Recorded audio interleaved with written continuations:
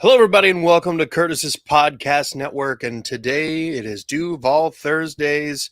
We're doing a little bit earlier. We're going in not necessarily prime time as per usual, but we out here. All right.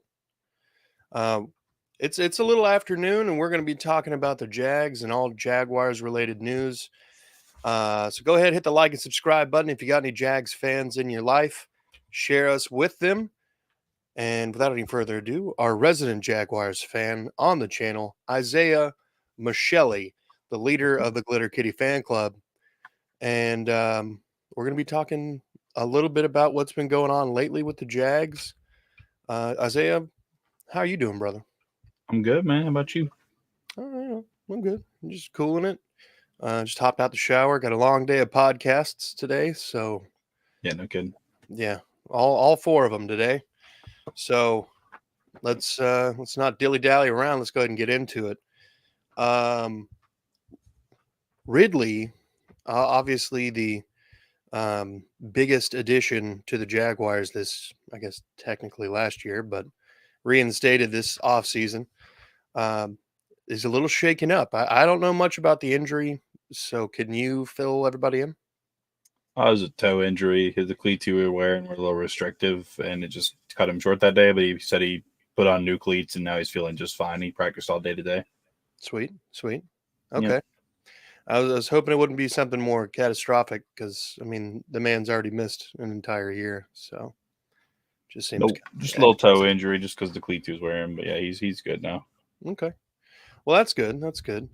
Um, let's just say he does miss a game, so we go right back to the receiving core lineup that it was last year.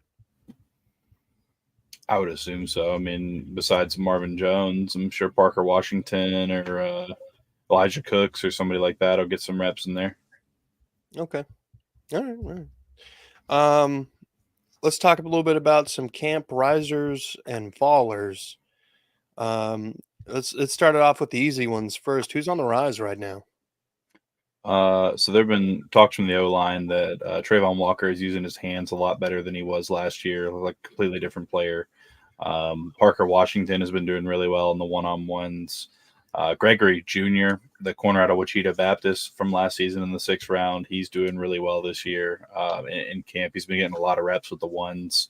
I know Derek Parrish has been working out at fullback and with the tight ends a little bit. Garrett Prince, he was on the practice squad last year. He was an undrafted free agent. He's been doing really. I think he has like 6 or 7 touchdowns through camp so far. He's been doing really well. Tight end, and I'm trying to think. I think you're talking about somebody else. Oh, like Elijah Cooks. He's a wide receiver, went undrafted. Yeah, there's a couple guys that are doing pretty good so far. Okay. And let's swing it to the fallers. Who's losing some stock as the camp rolls on? Trey Herndon and Chris Claybrooks, they're both just getting absolutely molested out there in coverage. You got some young guys like Greg Jr. and Antonio Johnson who are stepping up and getting reps there. Yeah, it sounds like Jermichael Hasty hasn't been getting as many reps as maybe Dearness Johnson and the other guys. I think Snoop Connor has been getting some reps. Caleb on Chase on, I mean, he just looks terrible. He looks awful. He does not look good whatsoever. We kind of expected that though, so there's a good chance he's just a rotation piece, and then he's out after this season. I mean, it's there's been some good stuff, some bad stuff, but nothing too crazy. Just those are kind of the guys I'm seeing for clips and different stuff where Herndon and Claybooks just don't look good. Is there anybody that you haven't heard much of anything about that maybe you expected more from so far? Trying to think. Haven't really heard much about Josh Allen. Haven't heard much about the O line outside of just like some overall stuff, just how they're doing. But really, other than that, I mean, nothing too crazy. Haven't really heard much about Rayshon Jenkins either. I know he was kind of a big story last year. I've been hearing a lot about Antonio Johnson, but not much about Jenkins. But probably just because he's a smooth vet who's been in there for now 2nd year and just taking care of business. Okay. I mean, what kind of step or news were you really looking for Mr. Jenkins? Oh, and just how he's doing so far, how he's looking, if he's gotten a little better in coverage. I mean, he's really just like a prime box safety. He doesn't really do well in coverage at all. Just seeing if he's improved on that at all, if he's looking a little more agile out there, but nothing too crazy. Just hoping they would say something about he's gotten better in coverage or something along those lines. Okay, just general improvement. I mean, I feel like safety is one of the probably more difficult positions to get really good at it, because basically by the time you get a hang on how the rest of the division is shaken out and how the quarterbacks operate, one of them changes it up, and then you end up playing a different schedule anyway. Yeah, And especially whenever teams like the Colts and the Titans throw 16 quarterbacks in rotation. facts. All right. So Doug Peterson made a comment on Travis Etienne, and you're a little worried, or are you enticed by it? I'm not worried. I'm just a little confused. I mean, 16 to 1,700 yards as a rusher whenever we're a pass first offense, it just doesn't really, doesn't really compute for me. But I'm assuming that's why they brought in Derek Parrish and Tank Bigsby and those guys and Brenton Strange, just because they're just really good at blocking. And they're going to try and kind of get downfield with it. I know Cooper Hodges, the tugboat, that's his nickname. He's been doing well. Phil Rasher's had a lot good to say about him in camp. I think he might end up getting the starting bid at left guard if he keeps on doing well. That would be my ideal spot to play him, because he's just Appalachian State's a run first team where he came from, and I think that's why they got him, is they want to start pushing the ball down people's throats and then take big shots with Trevor down the field. But yeah, it's just kind of unrealistic. But I mean, it's not mad about it. Just not what we're built to do. Yeah. Well, I mean, I guess you got to find a little bit more balance. You can't necessarily exclusively depend on the arm of any quarterback nowadays. I mean, the Kansas City Chiefs, obviously they've got one of the best quarterbacks in the game, but even their offense was taking a hit a couple years ago when Clyde Edwards-Helaire didn't live up to the first round draft pick status. Yeah, So they ended up taking 7th round draft pick Isaiah Pacheco, and he comes out and does some pretty good things for them and kind of completes that offense a little bit. Not saying that Etienne doesn't already do that, but the projected workload that Doug Peterson wants him to have, I think, is only going to benefit the offense as a whole. Oh yeah, I just don't want us trying to run to open up the pass whenever the pass is already working and the run isn't. Because last time we kind of were just like forcing runs when we probably shouldn't have. Yeah, and Houston did that last year too, but I think that's mostly because there was nobody to throw the ball to, and our quarterback couldn't throw the ball very well. Okay. Did he make any other comments or anything else that made you think or go, Not really right now. I mean, it's all been kind of just regular stuff, and then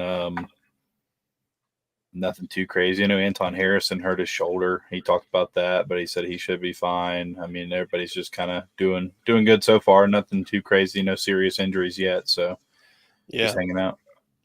Yep. And it's kind of fortunate, that you guys are able to stay healthy, especially this time of the year. A couple teams have already lost players for the season. The Broncos lost 2 wide receivers in the same day. One to, I think, an Achilles tear, maybe. And then one, they found like a heart palpitation, some sort of weird arrhythmia. Interesting. So shouts and prayers to Kendall Hinton. Hope you're getting better soon, and hope you're back on the field soon. That stuff's nothing to mess around with. So good luck with that. Has there been any heating up on position battles? Is there anybody who maybe you didn't expect to be pushing for a starting role that is pushing now? Greg Jr. I don't know that he's necessarily pushing for a starting role in a sense, but I know that Trey Herndon plays a slot cornerback. And Antonio Johnson and Greg Jr. have been working there a lot and working those reps. So, it'd be interesting to see if he ends up beating both of them out, if he, ends up being behind Johnson there. Eric Hallett, Eric Hallett out of Pittsburgh. He also has been taking some reps at the slot corner, the big nickel position. Yeah, it's just what we're looking for there. And also, I mean, like I said, Cooper Hodges has been really impressing. Nothing really saying he's, technically in a position battle, but I think he will be and or already is. Okay. Are there any injuries that we're gonna have to wait and see with the Jags at the moment, or is everybody like actually in like really good health, or like just minor stuff? For the most part, everybody's in good health, just minor stuff. I think Ventrell Miller is almost completely recovered, and then Ben Barch, we're still waiting on him to get back from his injury from last season. But he's been in Jersey and stuff out there doing some walkthroughs, but he hasn't actually been in the contact portion yet. But other than that, I mean, we're pretty good to go. Okay. Well, then let's bleed in here to my favorite segment of the show, King's Court. Welcome to King's Court, everybody. King's Court is basically where we let the prior year's division winner speak to the rest of the AFC South and to whom may be closest to challenge. Today's topic is a little bit more, I don't know, not necessarily about who's more competitive, I guess, but comeback player of the year candidates from each AFC South team. Obviously, with the Jaguars, it would be probably Calvin Ridley. Of course. For the Texans, probably John Mechie. I don't know about the Titans or the Colts. I don't know who that would be. Probably if Shaq Leonard plays a whole year, he would probably be a pretty good candidate. Or I guess maybe Ryan Tannehill. I don't know. For the Titans. I don't know who would be a comeback player of the year candidate, but you're the king, so you tell me. Well, yeah, of course, Calvin Ridley for Jacksonville.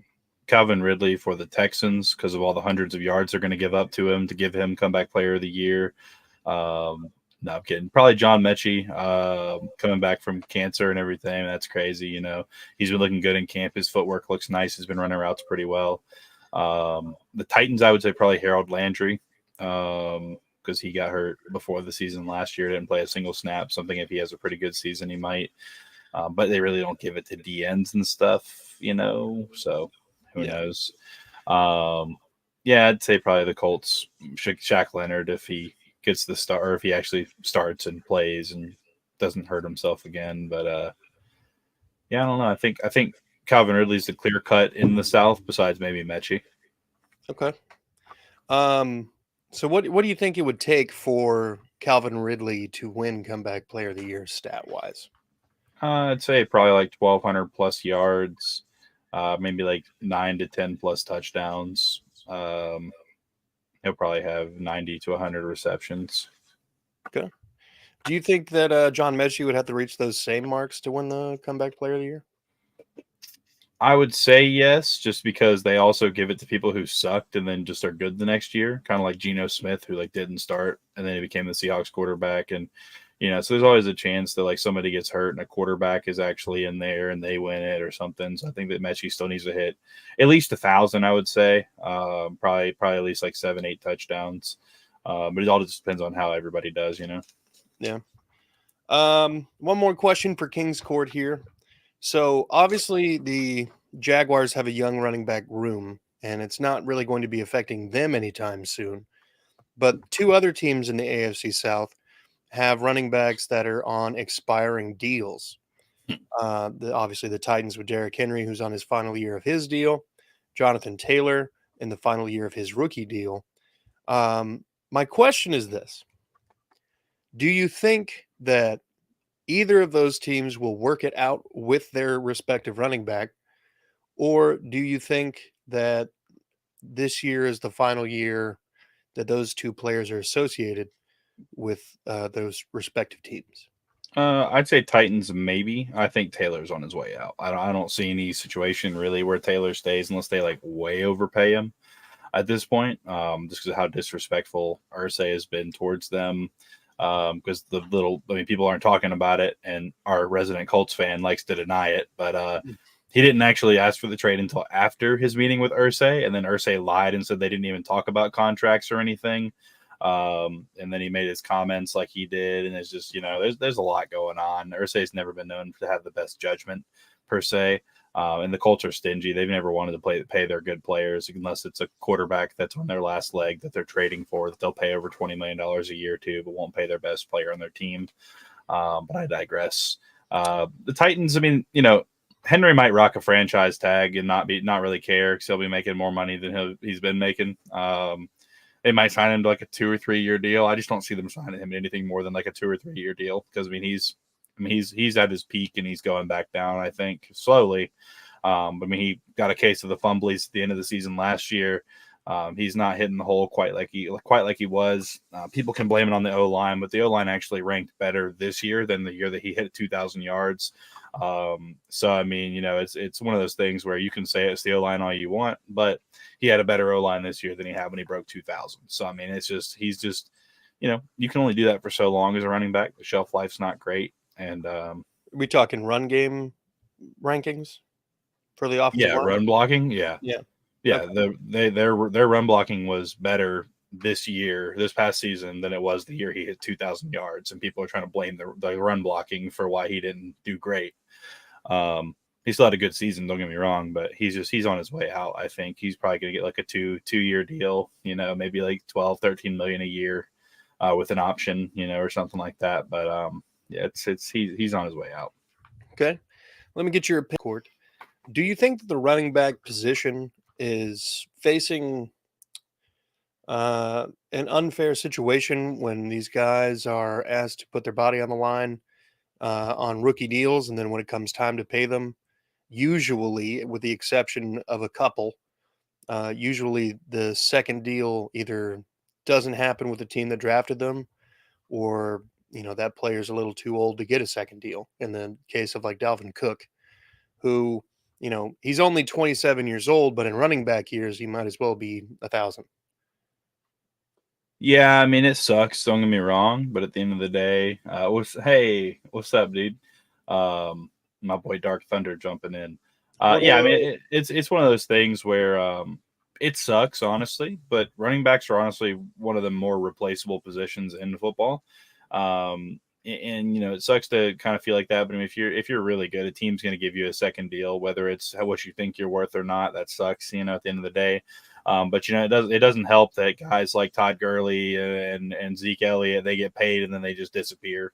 So you have these examples of dudes who do really well and elevate teams, and they get paid, and then all of a sudden they're non-existent because their shelf life just starts going down so rapidly.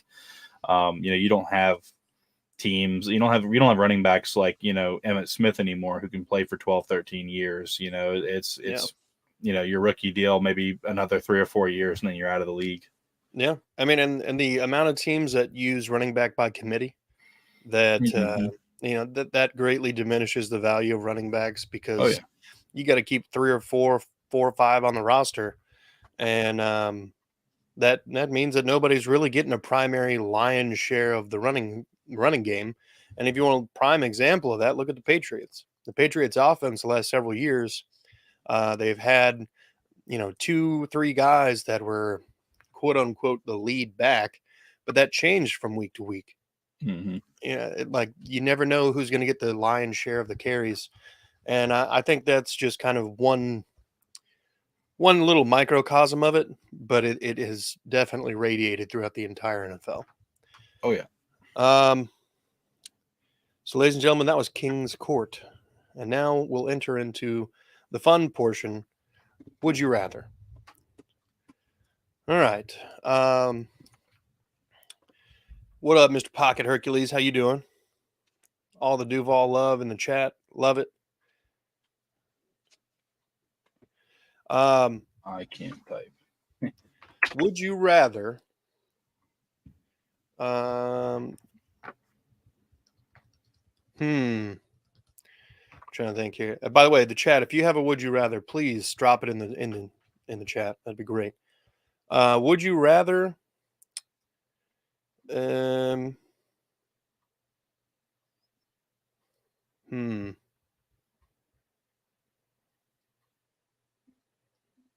Oh God, I didn't really think of anything before this. Have a mid-tier running back and a good QB combo, and I think it'd be a great threat. Yeah, that's true. Yeah. I just think that teams don't want their most valuable asset running the ball very much.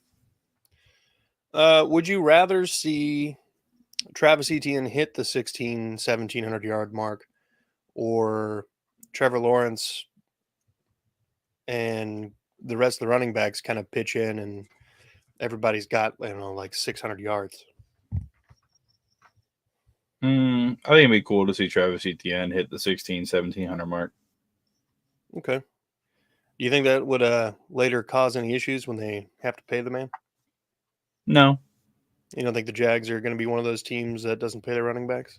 I don't think so. I mean, historically, they're not one of those teams. I mean, They'll give him a real Fred nice Taylor. bonus. Yeah. Yeah, they'll pay him. They'll pay him. Okay. Fred Taylor, Maurice Jones-Drew, both there for a substantial amount of time. Yeah, other teams like the Titans and the Colts just don't like writing big checks to start the contract, but we'll give him a $30-40 million signing bonus and $5 million a year cap hit, and he'll be fine. Yeah. When you get that con money, you can do it. Oh, yeah. Con artist. Let's see. Would you rather?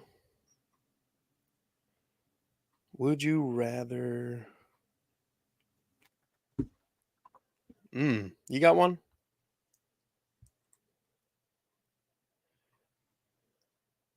Not really. All right. Would you rather raise goats or alpacas?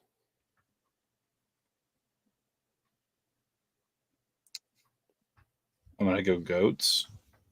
Okay. Why? They're just more versatile. You got goat milk, They're more goat cheese, goat meat. I ain't never heard nobody milking an alpaca. Yeah. Well, probably at least not in the context that you're thinking. About to say, probably not in the way we'd want to. Yeah. Yeah. Oh God. Would you rather? I'm going to give you embarrassing death scenarios. Okay. Okay. Would you rather be killed by a singular chicken or killed by a singular, like, yay big jellyfish? I'm thinking jellyfish. Can jellyfish even actually kill you? Oh, absolutely. I know they're like There's sting. box jellyfish less than 2 square inches that can kill you. Shut the hell up. Are you serious? Yeah, there's tiny little box jellies that are like that can fucking murder you. Murder jellies. Yep. Interesting. Yeah, that's terrifying. Box jellyfish are some of the most poisonous jellyfish in the world. Are they just like everywhere? Not. I mean, kinda. Are they Chicken would be more humiliating. Yeah, I know, right? Like, I get stung by a fucking jellyfish. It's like, oh, he was in the water, something got him. And then chicken, it's like, how the fuck did you die to a chicken? Yeah, how would you even, like, just imagine you're like at the pearly gates. Somebody's like, "How'd you die?" Chicken got me, dude. Yep. It was just I walked down the wrong alleyway and a chicken got me. Yep. Fuck. All right, you have a small paper cut on your hand. Would you rather have lemon juice or salt poured into it? Lemon juice. Love that stinging feeling, huh? Oh, yeah. Whew. On top of a paper cut? God bless America. I think I'd die. No, that'd be fine. I'd just pour the lemon juice into some. I used to make some pretty good lemon cookies back in the day when I was a single man living on my own. Young Betty Crocker. Like basically, you can call me Throw in some essential oils in there. Wink, wink, nudge, nudge. Yes, the essential oils. All right. Would you rather?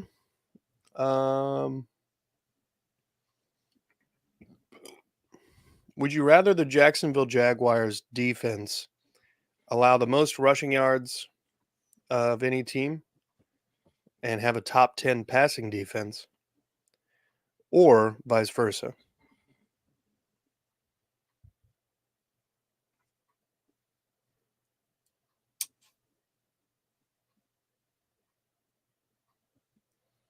Dark Thunder, I will do that question immediately following this one. That is tough. I would say the opposite. I was a top 10 running defense, bottom passing. Why is that? Because our division is run heavy, and that means we go to the playoffs. That is a fair point, sir. That is a fair Although we will get raped in the playoffs, but it's okay. Yeah. Okay. All right. That's fair. I feel like that's a fair answer. Dark Thunder suggested this one. Would you 40 rather and below. would you rather live in 90+ degree weather year round or 40 and below? 40 and below for sure. Well, I mean, you're a man who lives in Florida. You get that. Oh, yeah. You get the 90-degree weather all the time, basically. Yeah, I fucking hate it. It's also probably pretty humid. 40 and below, don't have to mow your grass. Fucking, you don't have to wear, like, you never have to wear clothes. It'd be nice. Yeah. That's like just cool enough to like still rock shorts. Oh, yeah. Yeah. Oh, yeah. All right. Do you My have girlfriend would always want to be cuddling because she'd be cold. Be great. Oh, yeah. Oh, yeah. I'd take a top 10 pass defense because the NFL is going away from running right now. And yes, the AFC South is more run heavy, so I get it. Yeah, well, you're a Packers fan, so here we are. Yeah. That's a buddy. It's a buddy of mine. Yeah.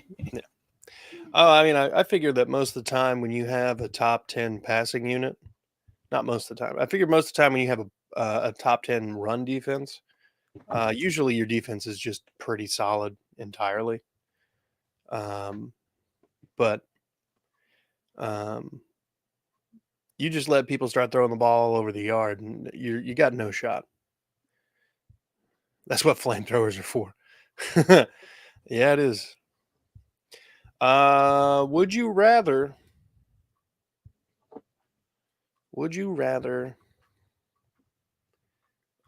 go to space or go to the center of the earth?